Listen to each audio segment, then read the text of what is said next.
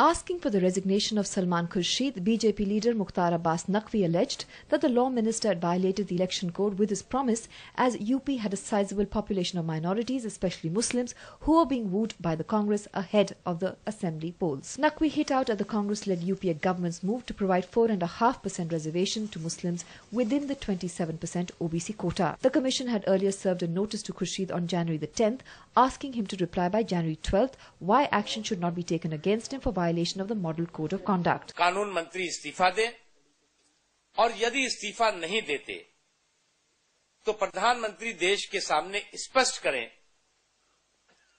कि धर्म के नाम पर आरक्षण की आग लगाकर देश और उत्तर प्रदेश में बिखराव और टकराव का माहौल पैदा करने का जो षड्यंत्र किया गया था, उसके पीछे वास्तविकता और सच्चाई क्या है? After receiving Khurshid's reply, in which he claimed having not violated any poll code violation, the commission also heard his counsel Abhishek Singhvi twice, as also BJP counsel Ravi Shankar Prasad, before deciding on the complaint. Naqvi said, in a race to garner Muslim votes, Congress, SP and BSP have not included a single word in their manifestos about national security. Simmi और हुजी जैसे आतंकवादी संगठनों ने उत्तर प्रदेश को अपनी सुरक्षित पनाहगाह और अपनी शैतानी गतिविधियों का केंद्र बना दिया है और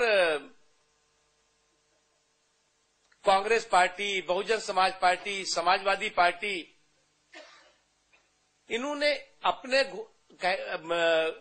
कहीं बोलने की तो बात दूर, घोषणा पत्र तक में ये जिक्र नहीं किया है कि अगर उनकी सरकार उत्तर प्रदेश में बनी तो सिमी जैसे,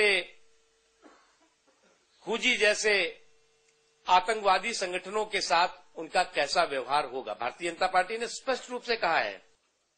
Attacking the statement made by Union Coal Minister Shri Prakash Jaiswal that no matter who from the Congress became the Chief Minister of UP, the state would be ruled by a remote control held by Rahul Gandhi, the BJP said there was nothing new there. आज एक minister ने कहा है कि राहुल गांधी जी उत्तर प्रदेश को remote control से चलाएंगे। बहुत ही वरिष्ठ केंद्र सरकार के मंत्री हैं।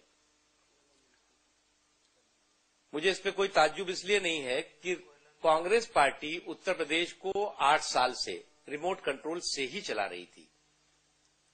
इससे पहले जब समाजवादी पार्टी की सरकार थी तब भी रिमोट कांग्रेस पार्टी के हाथ में था और जब बहुजन समाज पार्टी की सरकार थी तो भी रिमोट कांग्रेस पार्टी के हाथ में ही था।